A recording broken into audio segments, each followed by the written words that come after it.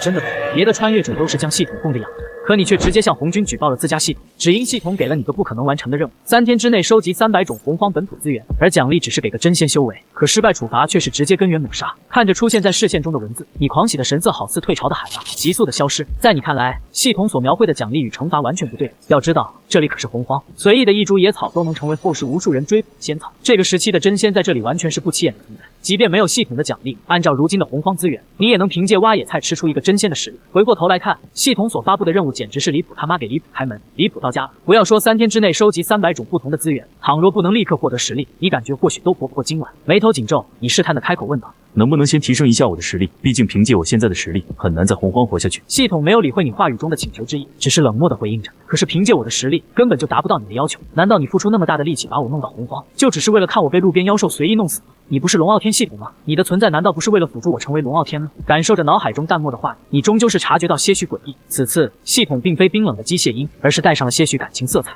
多出了些许不屑与讥讽。老老实实干活，本系统自然不会亏待你，否则现在便让你形神俱灭。沉默，面对系统的威胁，你似乎并不能做出任何反抗，但是你并未屈服，目光看向蔚蓝的苍穹，你目光逐渐坚定，发出震耳欲聋之音：“天道在上，道祖明鉴。”后世叶长生举报有系统入侵洪荒，妄图损害洪荒利益，还请天道快快出手，快快出手！虽说你只是普通凡人，但是由于其念诵天道之名，仍旧造成奇异之境，声音化作滚滚音浪，传遍四方，直入9天之上。你敢！你的举动是系统没有预料的。当他反应过来之时，早已无法阻止，只得在其脑海中无能狂怒，发出宛如困兽般的咆哮。倘若把全盛时期的洪荒比作电脑，那么天道便是后台运行的程序，红军道祖便是管理员，他们这些系统便是各种各样功能奇特的特殊病毒。电脑老化衰弱，系统自然不会对其有所畏惧，但是如今正处巅峰的洪荒，却不是他一个小小的 C 级系统能够抵挡。给我死！没有犹豫，系统发出怒吼的瞬间，便打算对你进行根源性两杀，然后逃离洪荒。然而几乎是在其刚欲动手的同时，宏大悠长、包罗万象的威压自虚空中降临，此地天地色变，万籁俱寂。在这一刻，时空不再流动，周遭凝固，宛如琥珀。道祖与天道同时莅临此地，威力恐怖如斯。有意思，平淡的声音突兀地出现在你的耳畔，你想要寻找声音的来源，却又动弹不了。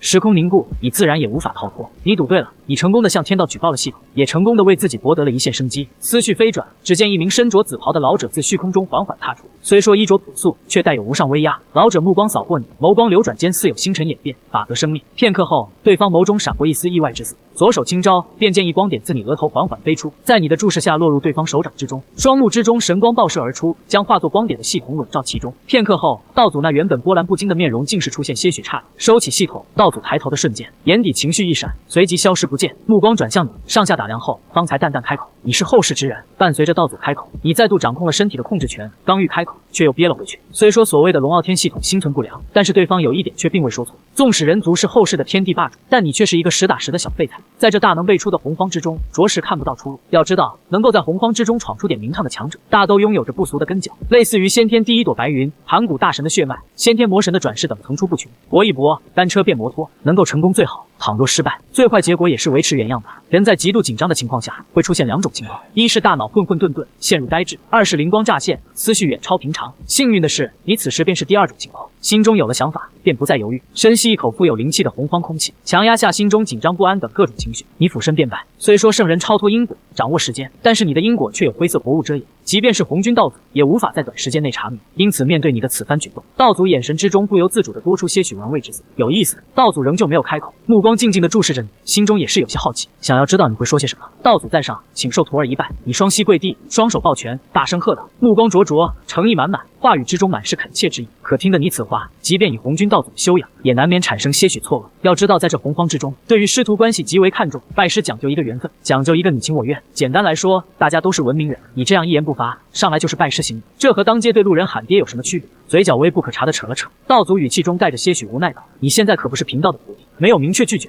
现在不是，以后可以。是呀，有戏。听得红军道祖这般回答，你呆滞片刻后，心中再度涌出不尽欣喜。从某一个角度而言，没拒绝就是同意，只不过现在的你需要找出一个合理的理由给予回话。美好生活就在眼前，这一刻，你大脑运行的速度达到了前所未有的地步，不到1分钟的时间，心中已是有了复考。后世叶长生心向玄门，蹉跎数载未得机缘，如今有缘得见道祖，实属天道垂青，缘分天定。激动之下多有不敬，还请师傅见谅，望师傅能够收下列徒。说话间，你再度拜道祖轻抚胡须，笑骂道：“好个牙尖嘴利的家伙！”想凭此3言2语成为我红军的徒弟，怕是不够。闻言，你眸光一暗，不由得陷入沉默。一瞬间，你忽然想起了西方2位圣人的成道之法。原则上，你可是洪荒中第一个知晓系统的人，这是不是也属于先天第一人？反正已经举报过1次和100次也没什么区别。天道在上，今有域外天魔化身系统，假借奖励之名，诱骗宿主，损害洪荒世界，企图夺取洪荒本源，守护洪荒，义不容辞。从今以后，我将化身天道最有力的臂膀，查找一切损害洪荒、损害天道的系统。伴随着你的开口，此处凝固而成的空间威压更甚，感受着更为浓郁的天道之力，你也是难掩心中的振奋之感。你明白自己又一次赌对了，正如西方圣人借着各种宏愿迈入圣人之境一样，你向天道发誓，同样获得了天道的回应。只不过前者可以看作向天道借款，后者却是向天道投诚。简单来讲，便是天道大哥，从今以后我就跟您混了，希望您能罩着我。最后一字出口的同时，一道模糊的人影也是出现在你的面前。人影朦胧，不见五官，却拥有各色神态。话音落地，朦胧人影左手缓缓抬起，放在你身前，一股又一股暖流冲进你体内。你能清晰地感觉到自己的筋骨、血肉、细胞、骨髓都在以一种不可思议的速度蜕变着，身体之中涌现出无穷无尽的力量。地仙、真仙、天仙、金仙，纵使此前你并未接触过仙道一笔，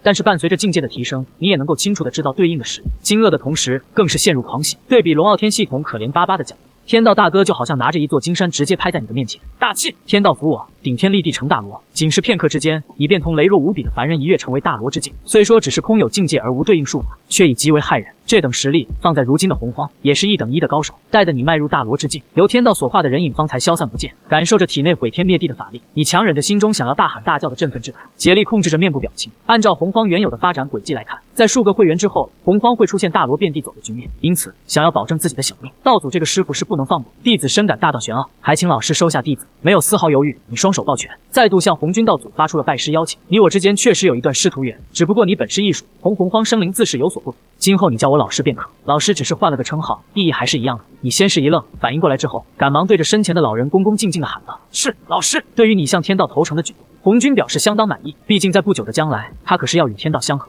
通俗来讲，就是成为洪荒公司的掌控者。你此举就相当于提前入职，是一个可以栽培信任的得力手下。此地不宜说话，你且随我来。衣袍轻挥，你顿感一阵天旋地转。待重新恢复知觉之后，便见周遭环境已不是山林之中，尚未来得及打量四周，便被一道声音吸引了注意力。抬头望去，便见红军道祖端坐蒲团之上，头顶紫色玉蝶悬浮其上，万千玄妙垂落而下，天地万物皆在其中。无需介绍，你看见此物的瞬间，脑海中便是条件反射般的蹦出它的名称——造化玉蝶。红军老祖最为有力的法宝，相传是盘古大神开天时所化，蕴有3000大道无上奥妙，为混沌至宝。似乎是察觉到你眼神中的惊艳之色，红军道祖眼底闪过一丝微不可察的满意之色，手指微弯间，一个碧玉色的蒲团出现在你的身后。坐下吧，给我描述一下你所知道的洪荒。平淡的声音传入你耳畔，却令你有些愣神，心底不由自主地产生些许疑惑。不是说圣人可以超脱时间长河，通晓过去未来吗？为何道祖会这样问？隐隐间，你突然感觉这个洪荒似乎与你印象中的不太一样。不过眼下你也顾不得思考太久，理清思绪后，便开始向道祖讲解你所知道的洪荒。由于不知道如今的洪荒处在哪一阶段，略加沉吟后，你便从盘古开天、生化洪荒开始描述，直到讲到封神西游，最终发展到末法时代，方才停止讲述。失败了吗？听得你的讲述，道祖轻声喃喃道，语气中竟是出现些许落寞之意。虽说声音极小，但是凭借你大罗的实力，仍旧能够听得极为清楚。心神震动之间，出声问道：“老师，您所说的失败是什么意思？如今的洪荒和我所知道的洪荒到底是什么关系？”闻言，红军先是沉默片刻，方才缓缓开口：“你如今已经大罗境界，自然知道大罗的些许奥妙了。”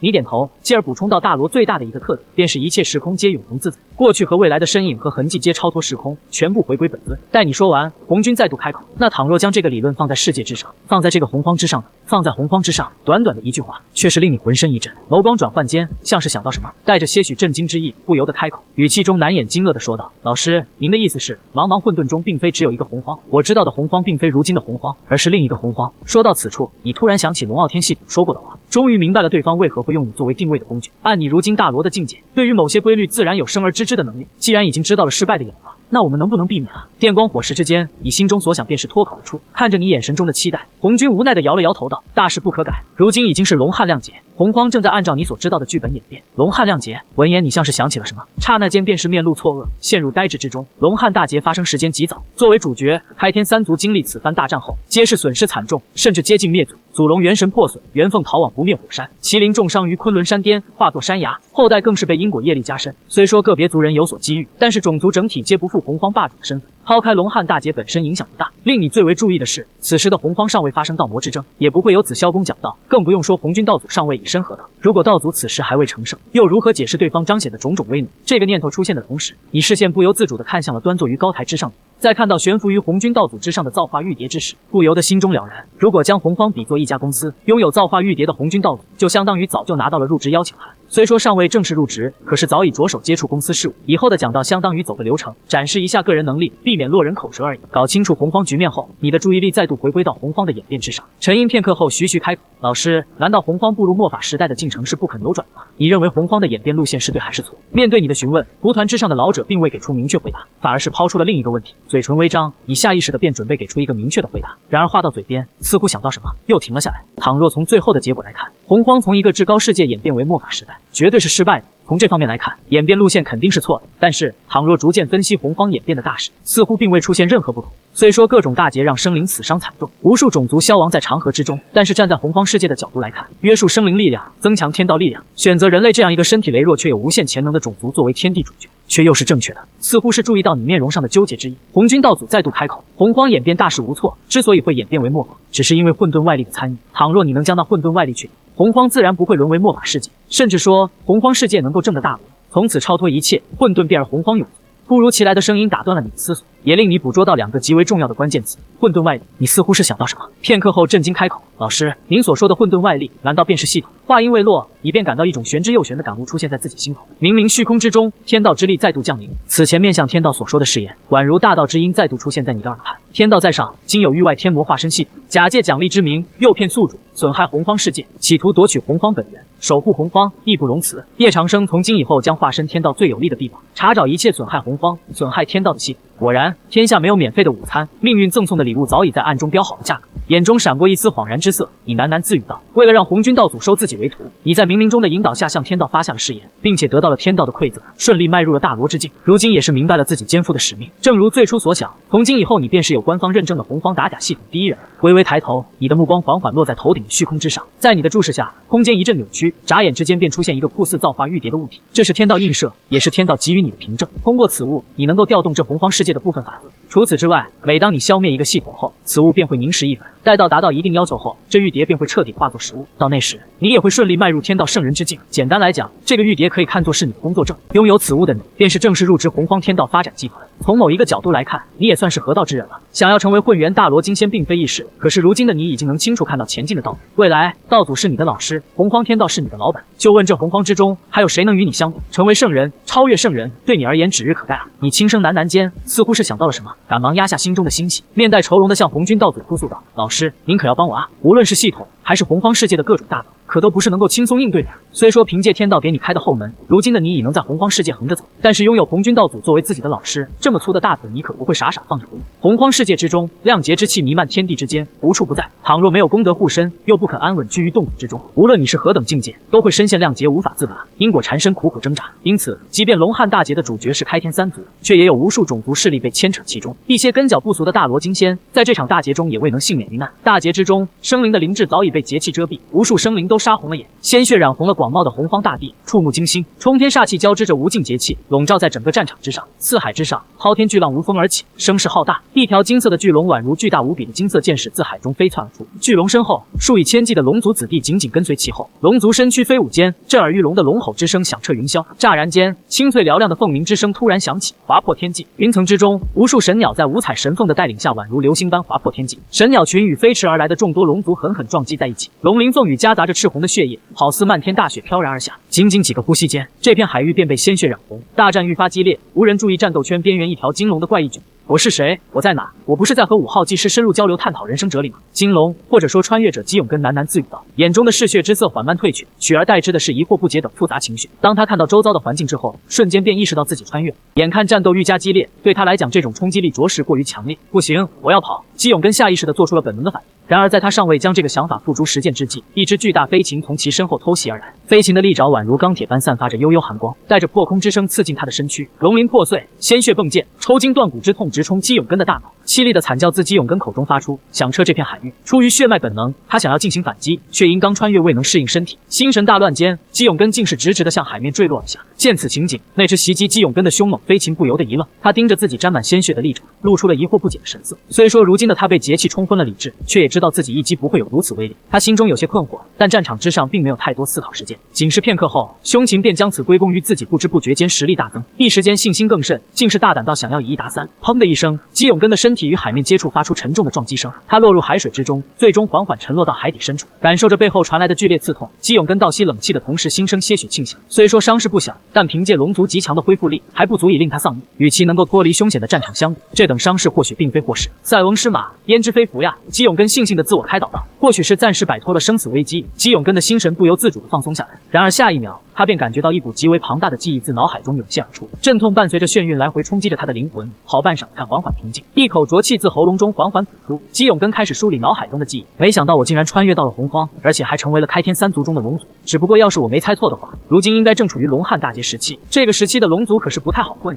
基永根有些懊恼的喃喃道。虽说他并不清楚洪荒的具体脉络，但对于龙汉大劫还是了解一二。正是因为这样，他才会感到如此困扰和无奈。片刻后，基永根像是想到了什么，脸庞之上再度浮现出懊悔之色。我怎么把洪荒天道忘了呀？他有些懊恼地拍了拍自己的脑袋。想到这，基永根的目光不受控制地向海面的方向望去。毕竟任何一个阅读过洪荒小说的人都知道，洪荒天道才是最厉害的。因此作为黑户的他，十分担心一道雷霆落下将自己劈得形神俱灭。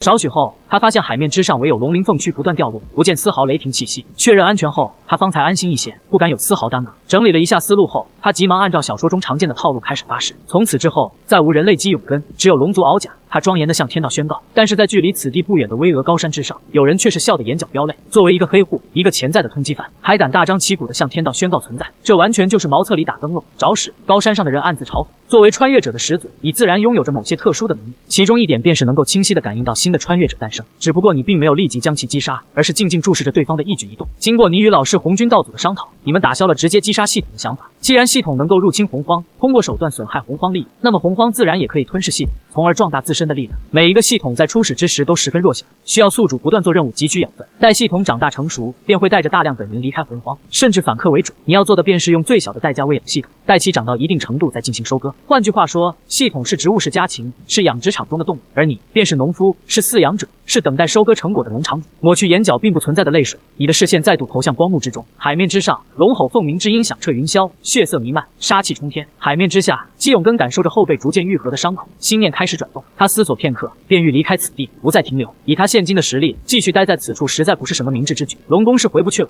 回去肯定逃脱不了充当劫灰的命运，不如找个隐蔽的地方安安稳稳的苟起来，等待时机。四海如此广阔，只要我一心求稳，肯定不会被别人发现。等到龙汉亮劫结束，或者我修到大罗境界，再行出山岂不美哉？思绪飞转间，基永根很快便打定了主意。然而，一股强烈的眩晕感却是猛地涌上他的心头。接着，脑海中传来系统冰冷而机械的提示音：检测到宿主是否绑定。这是系统，哈哈哈！我基永根果然是天选之人，称霸洪荒，大开后宫，对我而言指日可待。基永根心头一阵火热，顾不上寻找一处安静之地，他赶忙在心中回应道：绑定，快点绑定！多子多福系统绑定中，绑定成功。系统提示音再次响起：现发布任务，与一名生灵完成交配，任务完成后奖励一滴祖龙精血。多子多福系统与生灵完成交配，奖励一滴祖龙精血。基永根轻声重复着系统所说的话，眼眸中升起些许振奋之色。要知道，对于基永根这种老司机而言，诸天系统千千万，唯有这种通过大开后宫提升实力的系统最令他动心。仅是完成一次交配，便能得到一滴祖龙精血，真是大手笔啊！有此系统相助，何愁大道难修？何愁不能称霸洪荒？基永根的眼眸中各色情绪不断翻滚，十分激动。由于接受过原身的记忆，基永根深知祖龙精血的神秘与珍贵。要知道，原身虽说身为龙族，却并非祖龙之血，只是万千凡龙中不起眼的一只。龙族的血脉给予基永根极强的修炼天赋，但是体内祖龙血脉的稀薄，却又限制了他的修炼上限。如今有机会如此轻易的获得祖龙精血，他自然不愿耽误半点时间。目光快速扫视周围，便欲寻找适合完成任务的目标。常言道，龙性本淫，此话虽然存在一定偏激，却也并非全无道理。对于龙族来讲，并不存在生殖隔离，也不存在审美差异。在龙族眼中，万物皆可为伴侣，没有任何限制。再加上龙族身躯强横，命中率又高，诸多因素相加造就了这种说法。神识扫视过方圆百里的海域，姬永根眼眸中的狂热之色逐渐冷却。片刻后，狂热之色化作些许错愕，面露疑惑。或许是由于龙凤交战的原因，这方圆百里之地竟没有一只雌性生物。我还不信了，茫茫四海之大，我还找不到一条雌鱼。姬永根冷笑出声，身躯游动，宛如金黄色的丝带疾驰而行。眨眼之间，他的身影便消失在了这处水域之中。同一时间，无名山顶巨大的银幕悬浮在半空中，好似露天电影院。你盯着姬永根远去的身影，眼眸中闪过些许玩味之色。左臂抬起，五指张开，一个造型古朴的奇异玉蝶在手掌缓缓浮现。玉蝶之上，神光流转，道韵暗藏，散发着不凡的气息。神识一动，一块透明的光幕在玉蝶前方映照而出。光幕之上清晰显示着穿越者1号姬永根，绑定系统为多子多福系统，信息一目了然。系统评价为老色批量身打造，是无数宅男梦寐以求的系统种类。颁布的任务大都与房中之事有关，难度不算太高，介于其任务的轻松性、奖励的丰厚性，暂定为 B 级系统。倘若把洪荒世界看作一个国家，天道便是统治这个国家的机关与法律结合体。天道地位超然，无法撼动，统帅着洪荒世界的整体走向，却又无法兼顾到洪荒之中的所有细小破事，于是便有了后来的天道圣人府。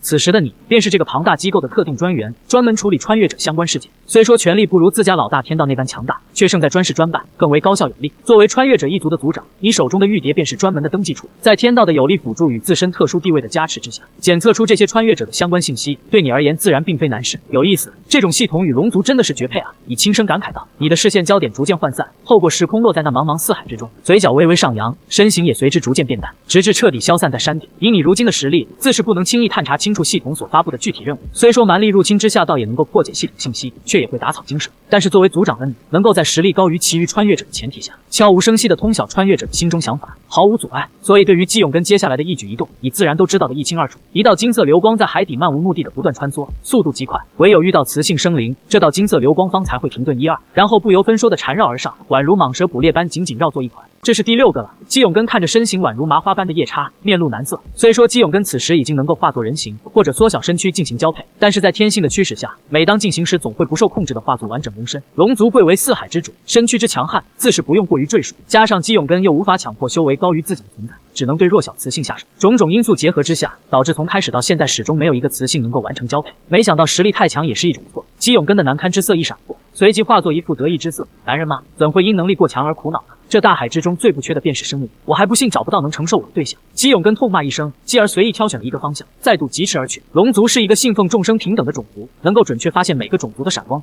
虽说姬永根前一天还是人类，拥有着人类的正常审美，顶多也就有一些小癖好，但却不会做出跨种族恋爱之事。然而如今化作龙族的姬永根已不是昨日的他，已成真正的国外海王。在他四处寻找目标的同时，你已经完成了自己的大作，安静等待他的光顾。没想到这龙汉亮劫竟是这般厉害，当真是恐怖如斯呀！失去了节气的影响，姬永根已能站在局外人的角度感受亮劫的恐怖，感受着弥漫于天地之间的恐怖煞气。他深感震撼，心中生出恐惧与敬畏。实力才是根本，当下最重要的还是找一个能和我完成交合的对象。姬永根喃喃自语的同时，身形猛然一顿，冥冥中像是觉察到了什么。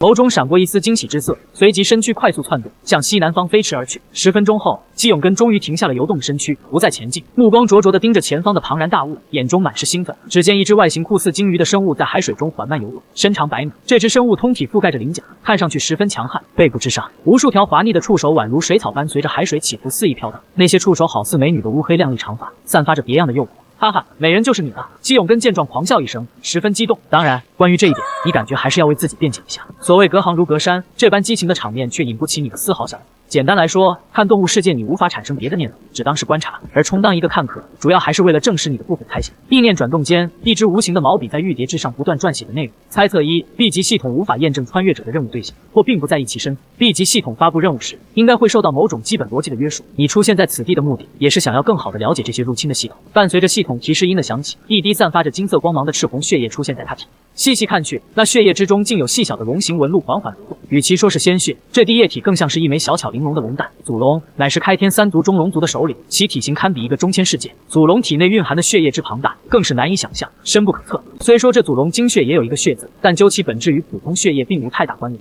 所谓的祖龙精血，是祖龙的修为、道运、气运等各种力量的结晶。即便是对于祖龙本身而言，祖龙精血也是极为珍贵的宝物。祖龙体内所蕴含的精血，绝对不会超过36滴之数。伴随着祖龙精血的出现，现，基永根能清楚感受到庞大能量在体内四散，精血缓缓融于自身血液之中，流淌至身躯的每一个角落，所过之地皆染上一丝淡淡的金色光辉。将精血炼化完毕后，基永根已达金仙圆满。片刻后，双目猛地睁开，眼眸之中似有金光浮动，待得金光消散，取而代之的便是狂喜之色。从金仙中期一步迈入金仙圆满，这祖龙精血真的是好东西。感受着焕然一新的身躯，基永根极为满意的赞叹。联想到下一个任务的奖励，心中再度涌出无穷干劲。可惜你不是龙一，放心，我会对你负责。等我修成圣人后，便来此地寻你。目光在巨鲸庞大的身躯上扫过，基永根留下一句渣男专用话，随后没有丝毫留恋的转身便走，身躯化作金光，眨眼间便消失不见。则这多子多福系统与他还真是匹配。看着远去的基永根，你不由得轻叹一句，左手对着那庞大的巨鲸所在的方向轻轻一抓，便见对方飞来的同时体型急速缩小，待得对方落入手掌之时，已经化作鸡蛋大小。五指伸开，一个黑色甲虫安静地躺在掌心之处，很明显，刚刚的巨鲸便是这只怪虫所化。盯着那布满繁复花纹的黑色甲，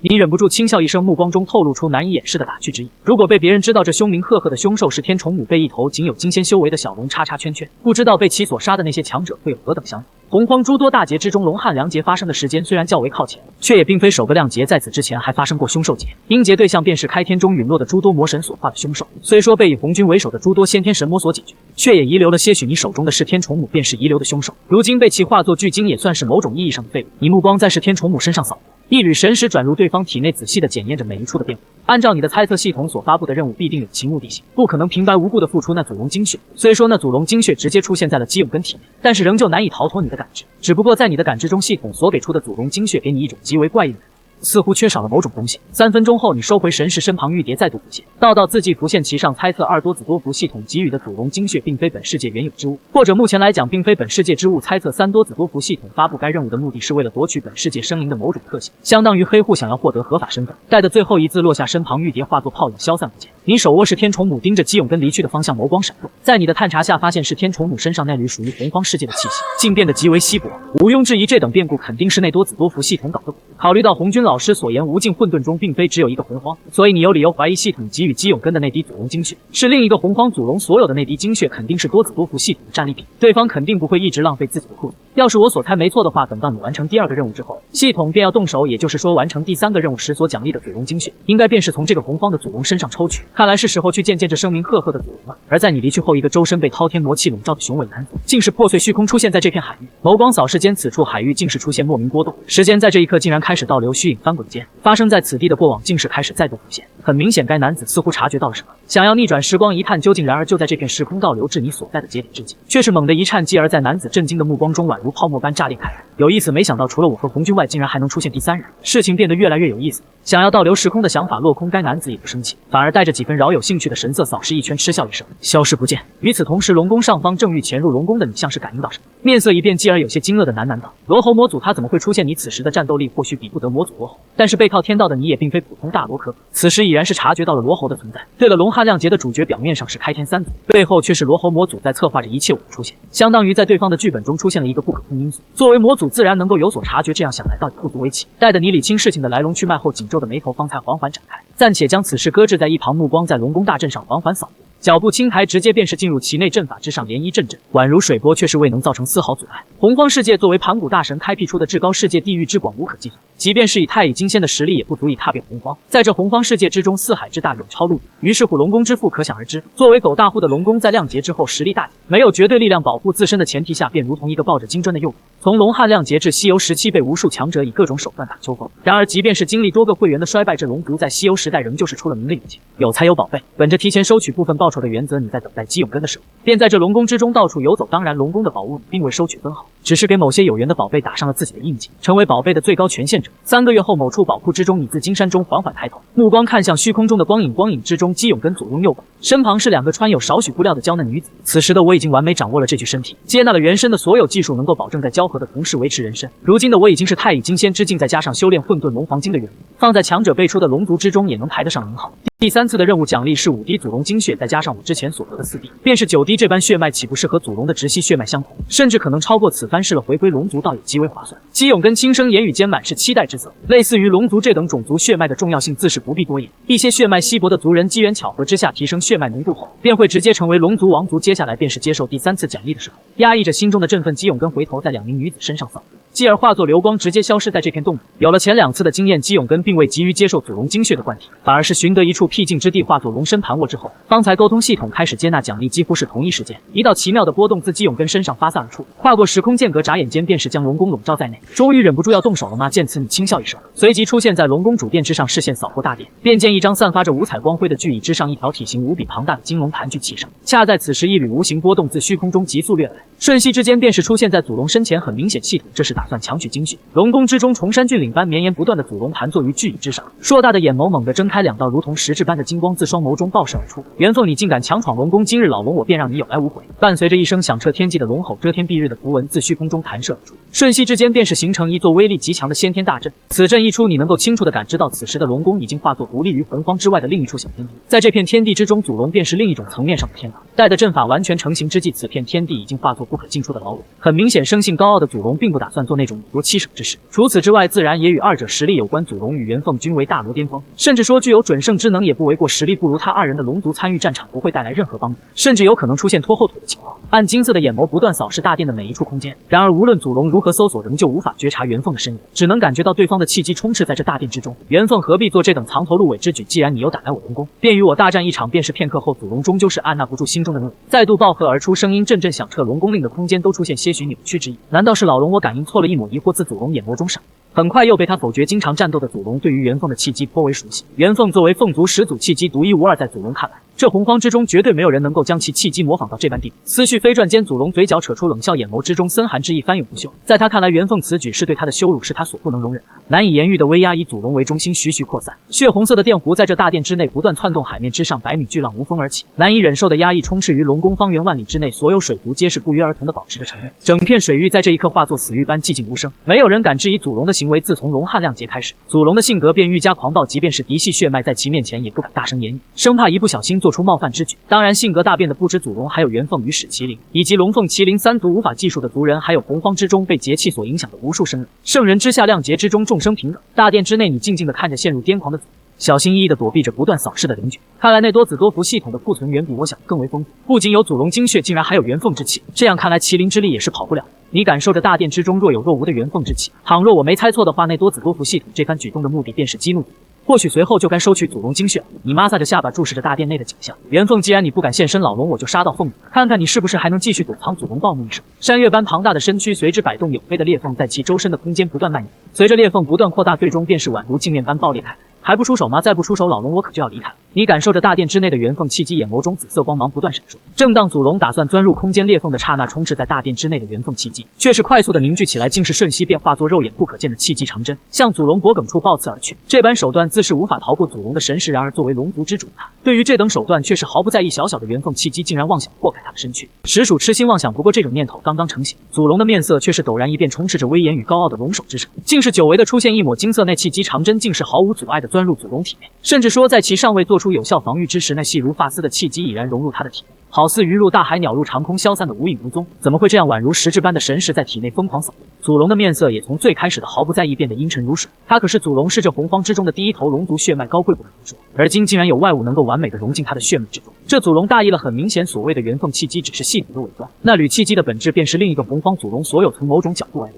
二者气机同出一源，自然可以毫无阻碍地融入龙族体内。如果祖龙略加在意，那系统也不会轻易得手。只可惜对方太过自信，被这系统乘虚而入。元凤暴怒之声传遍四海，无数水族皆是感受到祖龙的怒意，即便是身在万万里之外的元凤，也是察觉到祖龙的怨念。虽说有些疑惑，却也并不在意。受此大辱的祖龙自然不会忍气吞声，当即便欲冲向凤族领地，斗个不死不休。却不成想在其尚未动身之际，身体却是不由自主的精血出问题了。怎么会这样？精血怎么会突然暴动起来？瞳孔微缩，祖龙不可置信的低语回荡在空旷的大殿之上，来不及考虑寻仇之事，当即盘卧于地面之上，浩瀚的法力奔涌而出，竭力的压制着精血的异动。平日那充斥着无上威严的龙首，此时却是流露着十分明显的错愕。对于洪荒之上的先天魔神而言，精血在某种程度上还要胜于道果，毕竟道果的丢失最多就是实力大减，并不会危及性命，后续还能继续修炼。然而精血却与性命实力息息相关，所以面对这等变故，即便以祖龙的定力也难以自制。你看着眼前的变化，心想着，第一次任务是获得洪荒户口，降低暴露自身的可能性；第二次任务是与具有龙族血脉的龙翼交合，大概是为了与本地龙族进行匹配，为入侵祖龙做准备；第三次任务便是与雌性龙类交合。加深这种联系。这样看来，那系统想要在洪荒之中大展拳脚，还是一个徐徐图之的过程。不过，如果不是祖龙过于大意，被系统偷袭成功，对方想要从祖龙身上获得回报，也非易事。这样说，这次只是一个试探，你逆着身形在祖龙周身来回打。以系统如今的状态，想必库存也不会太多，最多不超过3次才是。思绪转动间，你已然围着祖龙那庞大的身躯绕了一个圈，手中奇异的波动更是将其笼罩在内，隐约间竟是形成一个不同于阵法的怪异结界。伴随着一声响彻天地的龙吼，你敏锐地感知到存在于祖龙体内的部分气机开始飞窜而出。然而那原本无色透明的气机，此时却是夹杂着些许鲜红之色。祖龙精血龙傲天系统，接下来就看你了。你嘴角轻笑，五指摊开，一个紫色光点显露而出，无形波动更甚于那想要逃窜的气机碰撞而去。同一时间，那蕴含红色血液的气机竟是宛如清水遇到了海。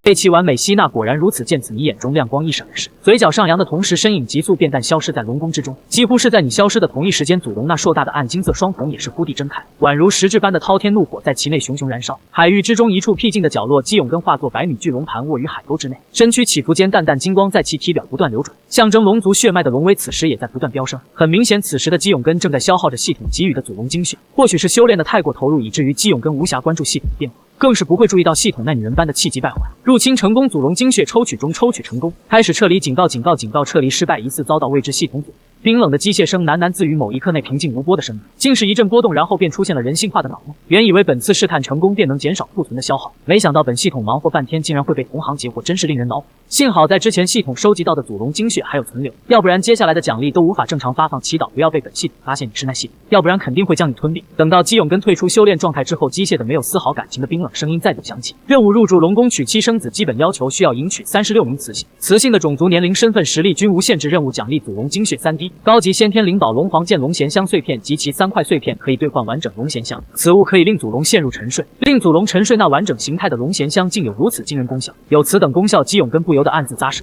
虽然不知道这等奖励有何作用，但是姬永根仍旧感到十分震惊。要知道开天3族的族长可是有着大罗金仙顶峰甚至半圣的实力，这种修为举手抬足之间便是能够令无数低级世界生灭不息。这龙涎香能令祖龙陷入沉睡，堪称神力。压下心中的震惊，姬永根双眼闭合，感受着身体之内那充盈到极点的法力。太乙金仙高级不到半年的时间，从金仙中期一步迈入太乙金仙高阶，放眼洪荒世界也是数一数二的天才。实乃小母牛坐飞机牛逼上天了，我姬永根能有这等实力，都是自己的努力，全靠我一炮一炮打出来。强忍着不断上扬的嘴角，姬永根简单辨别了一下方向后，便是飞窜而出，回归龙族，娶妻生子，迈入大罗，指日可待。此时的你也是高兴的不得了，没想到对方竟然真的能够从龙身取血，甚至一下子取出2滴祖龙精血，不愧是专业人士啊，这等熟练程度堪称。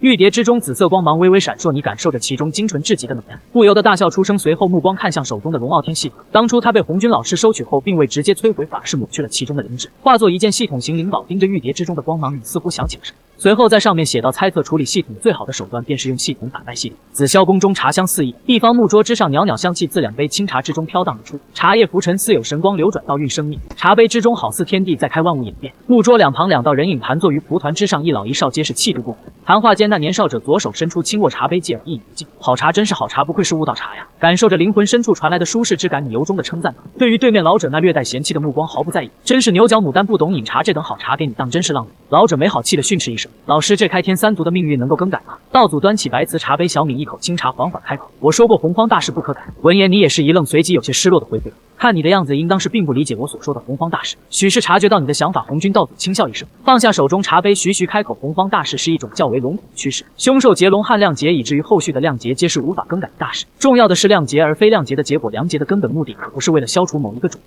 只要你有办法降低洪荒世界的负担，亮劫的结果，甚至说亮劫的主角也并非不能更改。说到此处，红军道祖略有深意的看了你一眼。对于这个眼神，你是这样理解的？你在怕啥？你老师是我红军道祖后台依靠，是这洪荒天道，只要你不掀桌子，就不用怕反手干就是。接受到道祖的示意，你心中最后一点担忧也是彻底消失，脑海中回忆起一个伟人说过的话：转移矛盾的方式有2种，对内改革或者对外侵略。洪荒之中的战斗大都属于道祖之争，因此想要进行改革，简直说是异想天开。在你未出现之前的洪荒，无论怎样斗争都是局限于洪荒内部，即便是存有混沌外力的参与，也是对方单方面施压。如今有了你的参与，这个矛盾或许就能向外部转。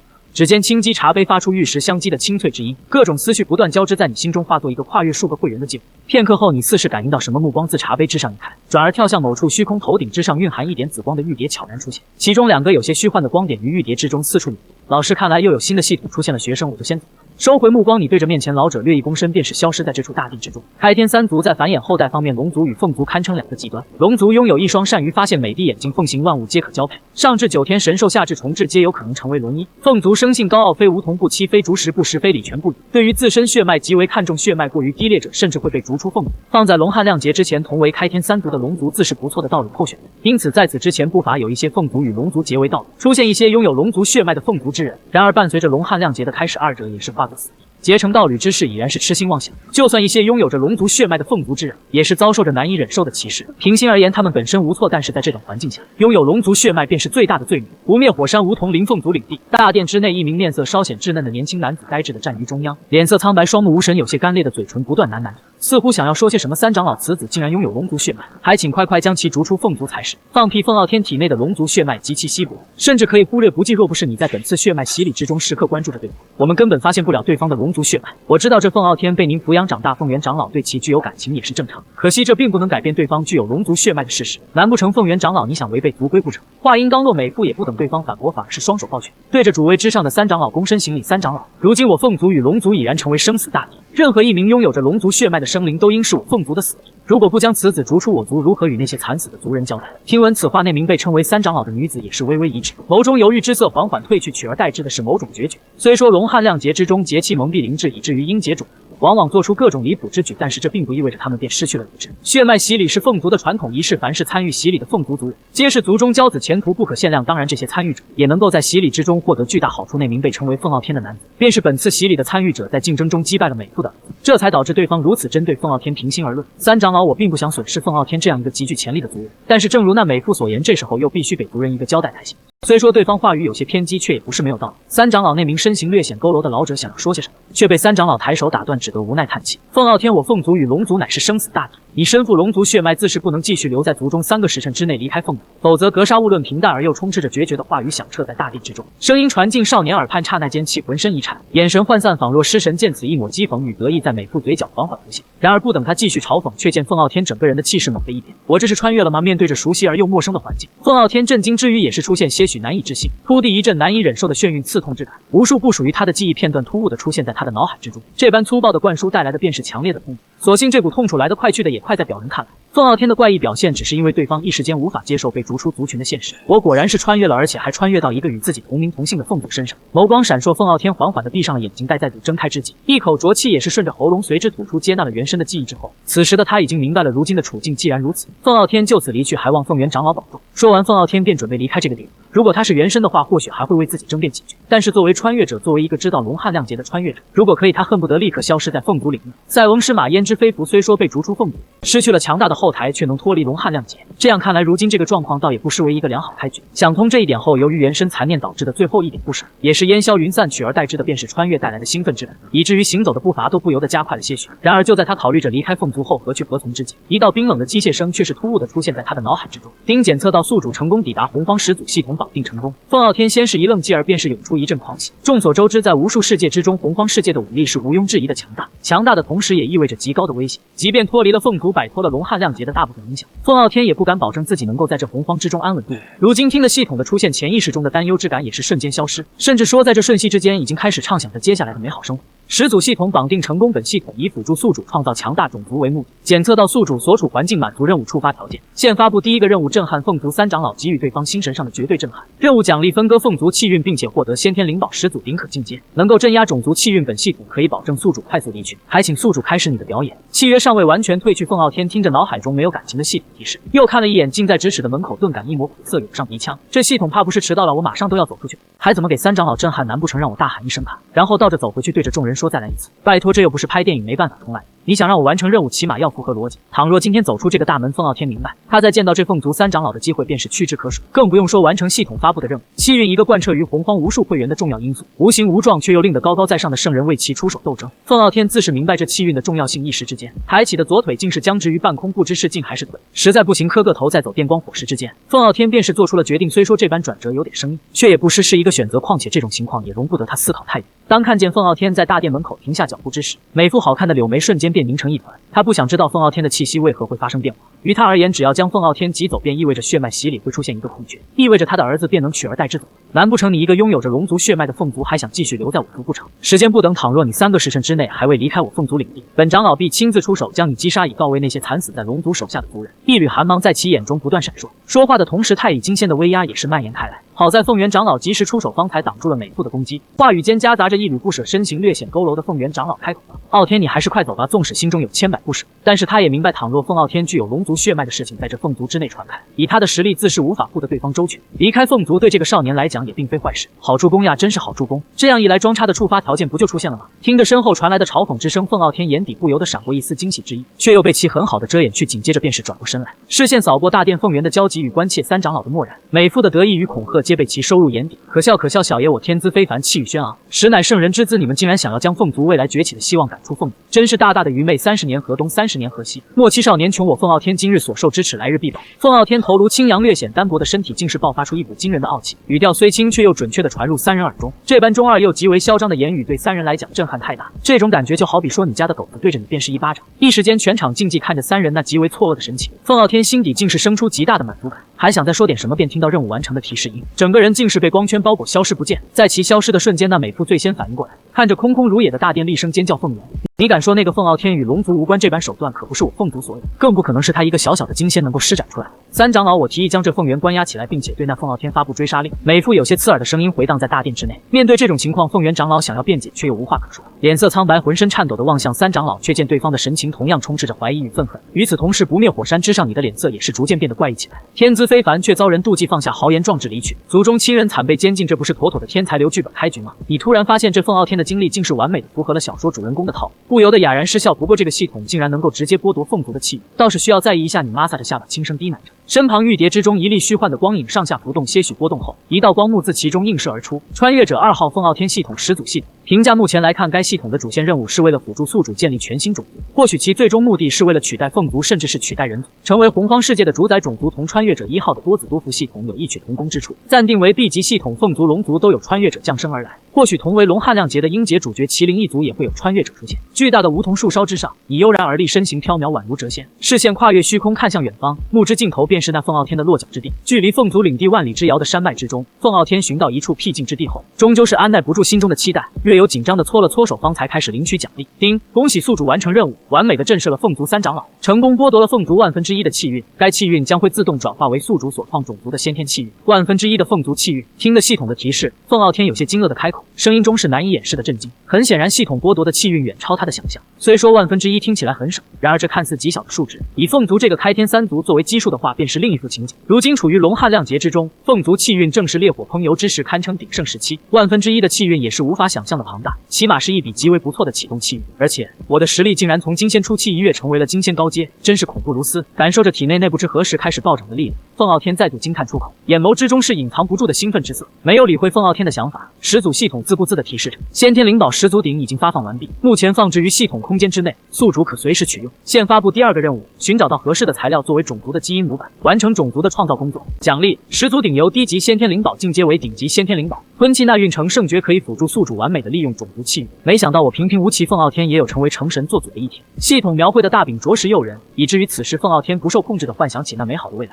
几分钟后方才停止了心中的歪歪，左手伸出五指张开，便见一个银色小鼎浮现而出。这就是始祖鼎吗？凤傲天看着悬浮于身前布满各种玄妙纹路的四足小鼎，左右打量一番后，极为满意地将其收了起来。这先天灵宝放在如今的洪荒之上并不稀奇，但是一个能够进阶且能够镇压气运的先天灵宝，其价值必定不会弱于普通的先天至宝。倘若放出消息，肯定会引得无数隐士老怪大打出手。接下来便是搜寻合适的材料作为模板了。洪荒天地如此广阔，万兆生灵繁衍生息，想来找到一个合适的材料并非难事。大笑一声，凤傲天化作一只3色彩凤，双翅震动，向着茫茫山林中飞夺而去。时间悄然而过，眨眼便是6个月的时间。与你预料的不同，在这6个月中，麒麟族竟是没有穿越者的身影。最开始他还以为是这次的系统太过高阶，以至于他未能及时察觉，因此还亲自前往麒麟族中探查了一番，结果便是毫无收获。所有的麒麟族都是原厂包装。这段时间内，穿越者1号基永根凭借着体内的祖龙精血以及系统的帮助，已经成功混迹于龙族高层区，拥有了极为不错的地位。如今正广纳后宫，努力的进行着结婚、洞房、大被同眠的艰辛任务。至于穿越者2号凤傲天的经历就比较艰难了，6个月的时间仍旧未能完成第2个任务。时至今日，俨然一副地质学者的模样，整天向深山老林里转，既要躲避凤族的追杀，又要防备麒麟族与龙族的捕杀，还要努力的寻找满足系统要求的材料。洪荒之中的种族分为2类，一种是先天而生，此类不需过多赘述；一种是大能创造，其中以女娲大神创造的人族，冥河老祖创造的修罗作为代表。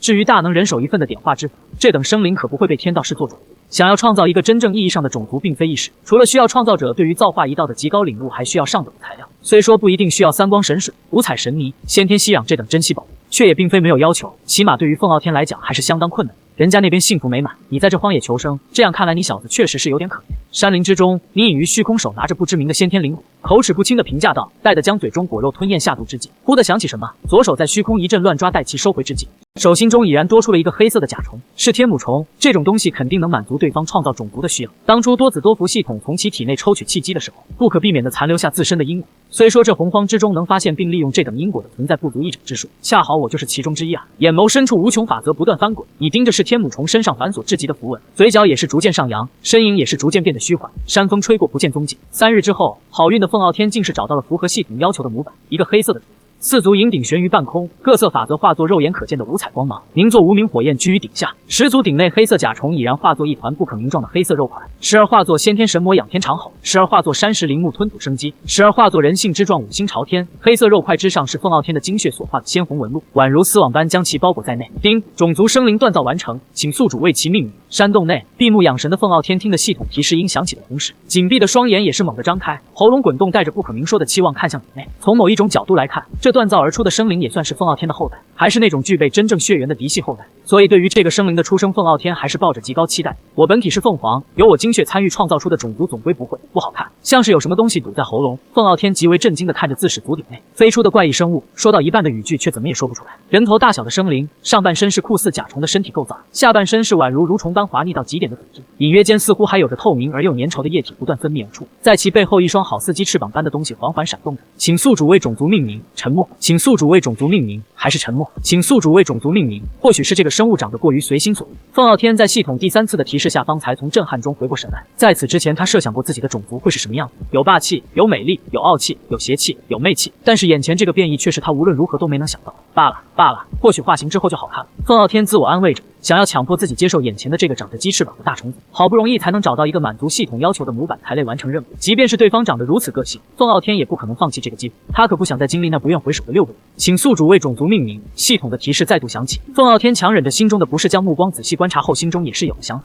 轻声道：“就叫双翼虫族吧。”命名成功，恭喜宿主创造种族双翼虫族，成为双翼虫族的始祖。任务已完成，现发布奖励，奖励发布中。由于本次奖励需要接受吞气那运成圣诀的传承，所以在奖励开始的同时，凤傲天便是盘膝而坐，进入了修炼状态。至于这洪荒天地间的第一只双翼虫族，此时正悬浮于10足鼎上方，活像一只被关在笼子中的宠物，承受着你好奇的目光。乖乖，这玩意咋这么丑？我知道那些凶兽长得比较随心所欲，但是也不至于这样潦草吧？不知道的还以为是核辐射的产物。你还别说，这小东西看的时间久了还真有点别致，有点克苏鲁的味道。视线在双翼虫族身上收回，你不自觉地揉了揉眼睛。不得不说，有时候丑到极致确实会有一种意想不到的效果。就比如说这第一只双翼虫族便存有精神污染的天赋，简而言之便是太丑了，看多了眼睛真的会不舒服。有意思，没想到洪荒体系之中竟然还能出现克苏鲁的苗头，在不久的将来，这所谓的双翼虫族或许还能带给我不小的惊喜。你嘴角含笑悠然说道，左腿迈动，转眼便是来到山洞之外，双眼微眯，周身景象顿时大变。只见无数道金色光辉自凤族所在的方位不断袭来，宛如滔滔长江之水东入大海，颇有一番气势。金色气运于山洞之上不断凝聚，隐约间竟是化作一只哀鸣的凤鸟之状。只不过不等那凤鸟过多挣扎，便是再度扩散开来，一道黑色光华冲入金色气运，宛如清水之中滴入墨水，眨眼间便是化作漆黑之色，气运翻滚间形成酷似双翼虫族的轮廓。同一时间，不灭火山的梧桐林中，闭目静修的元凤双眸猛地睁开，惊愕之色在其眼底一闪而逝，凤颈微仰，不可置信地盯着头顶虚空。气运在流逝，好胆，竟敢盗凤族气运！待我将你捉拿，必定放于不灭火山，让你受尽烈火之灼万万载。宛如实质般的凶芒化作烈焰，在双眸中熊熊燃烧。下意识的元凤便见龙族与麒麟族定为首要嫌疑人，滔天气焰冲天而起，空间都是不断扭曲。可恶！待我解决掉那龙族与麒麟族后，必定要寻以质朴，镇压我凤族气运，强压下心中的怒火。元凤再度进入修炼状态。如今的凤族尚未有能够镇压气运的至宝守护，因此即便是知道有人盗取气运，他也不能离开，反而需要坐镇凤族镇压气运。就在元凤开始镇压气运之际，那自凤族损失的气运在始祖系统的操控下已然完成了转化，属于双翼虫族的气运正在逐步凝实。然而，就在一切按照始祖系统预料的那般进行之时，早已等候的你终于是动手了。目光注视着那处于转化之中的气运，以嘴角扯出一个上扬的弧度。头顶之上的玉蝶微微颤抖，一点紫光自其中快速飞出，系统独有的气机随之浮现，化作圆圈将你笼罩而经。手指弯曲，两条有些虚幻的丝线出现在你指尖，随即没入虚空。一条丝线直冲眼前的黑色气运之中，深入其内；一条跨越虚空，抵达龙族后，准确无误地寻得基永根与其绑定。起，嘴唇微张，运有法则的声音回荡在这天地之间。丝线颤抖，随即便是爆发出强烈的吸力。手持因果，背靠天道，假借龙傲天系统，两头通吃而隐于幕后。多子多福系统，有系统在盗取我的气机；始祖系统，有系统在打劫我的气运。两个早已被盯上的倒霉系统，谁在背刺我？你，一个平平无奇的洪荒修士，抛开天道是大哥，红军道祖是老师，自己还拥有着洪荒法则的控制权外，简直是一无是处，顶多是利用自己大罗实力，加上龙傲天系统的辅助，伪装欺负一下其他系统罢了。就这样了吗？感受着因果丝线之上逐渐减少的力量，你撇了撇嘴，意犹未尽的喃喃道，随即袖袍轻挥，掩盖掉自己的作案现场。眸光闪动，在你的注视下，玉蝶中的紫色光点之上，一道有些虚幻的屏幕悄然出现，穿越者族长系统，龙傲天系统。评价：小系统，可笑，竟然妄图谋害，才智过人，英姿飒爽，实力超群，不同凡响，绝世天才的你大人，如今已经得到报应，已经成为某种意义上的先天至宝。吸纳了多子多福系统的气机后，已经开始蜕变，暂定为 C 级系统。不错，你盯着出现在自己眼前的字幕，满意的点了点头。虽说眼前的字幕只是根据你本身意志显示，其上的所有数据都是他脑海中的映射，不过该有的仪式感还是要有的。普通的穿越者都有编号，身为穿越者族长的他怎么能没有自己的档案呢？视线扫过天空之上那酷似双翼虫族的黑色气运，你留下一道神识后，便是身形一晃，踏破虚空离开了此地。根据你的推测，凤傲天的种族已经创造完毕，接下来的一段时间便是想尽办法发展种族，壮大其余。短时间内是搞不出来幺蛾子，守在对方这里也没有什么乐子可看。在你离开的同时，一个有些枯黄的叶子自树梢脱落而下，待其尚未落地之前，你已然离开了凤族领地，抵达了自己的目的地龙宫。身为大罗却有这般速度，只能说一句，由洪荒天道修建的高速通道果然不同凡响，大品牌值得信赖。龙宫西北角一处布置奢华的寝宫之内，基永根盘坐于床沿，手拿经文看得极为仔细，看到高深之处还要特意标注一番，这般勤奋好学、刻苦钻研的状态持续了很久，直到对方将手中经文放置到最后一页，方才长长的吐出一口浊气。呼，这颠鸾倒凤经不愧为上等的双修秘法，虽是初步掌握，已然让我受益良多。基永根颇为满意的评价道，将经文收入芥子空间之内，反手便是取出一壶特殊酿造的药酒，喉咙滚动，将壶中药酒一饮而尽。龙族身体固然强悍，但是身为一头具有远大抱负的有志青年，珍爱身体防微杜渐自然是不可避免的。丁，检测到宿主的18房妻子成功受孕，任务已经完成。任务完成了，听得系统给出的提示，基永根不由得心生一喜。6个月的时间，他已经内了38房妻妾，算是超额达到任务要求。除此之外，更是夜夜播种，不敢有丝毫懈怠。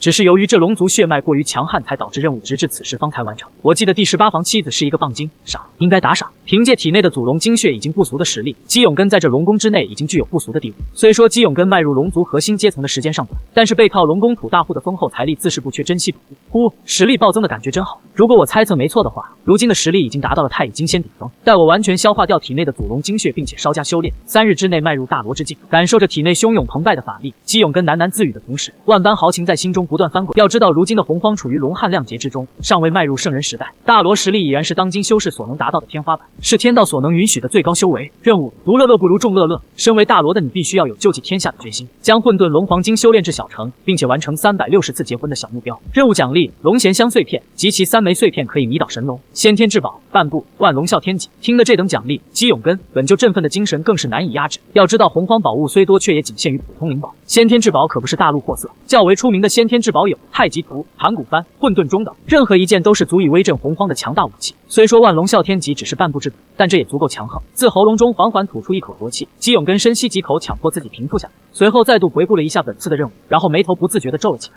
混沌龙黄金修至小成吗？这就有点难搞了。脑海中回忆了一下混沌龙黄金的修炼法诀，基永根的眉宇之间的愁苦之色更甚。要知道，这经文中的龙皇二字并非空穴来风，想要达到完美，必须成为龙族龙皇，即便小成也需要得到龙族气运的承认。算了，思虑过多也是无用之举。如今首要之事还是突破到大罗之境才是。压下心间思绪，姬勇根双目微闭，呼吸也是逐渐平和，周身之上淡淡道韵不断流转，一股玄之又玄的气息在房间内弥漫开来，看样子是要步入大罗之境了。接下来就该图谋龙族了吧？你瞟了一眼坐在床榻之上的姬勇根，小声评价一番后，又将目光转移到手中的古书籍之上。书籍之上几个大字分外显眼，竟是被姬勇根收入芥子空间的颠鸾导凤经。如今的洪荒实力上限已经被设定好了，你系统再怎么牛也不敢明晃晃的将宿主提升至准圣甚至圣人之境，这种做法不就明摆着打洪荒天道的脸吗？大家都是文明人，不可能动不动就掀桌子乱来。3日光阴眨眼即逝，在一番天地异象之中，姬勇根成功的迈入大罗之境，双眸睁开的同时，金芒闪过，除却由于实力提升带来的喜悦外，还有另一种兴奋夹杂而生。他知道如何获得龙族气运的承认。所谓种族气运，无非是种族意志的体现，无形无状而有其性。想要获得龙族气运的承认，有2种办法。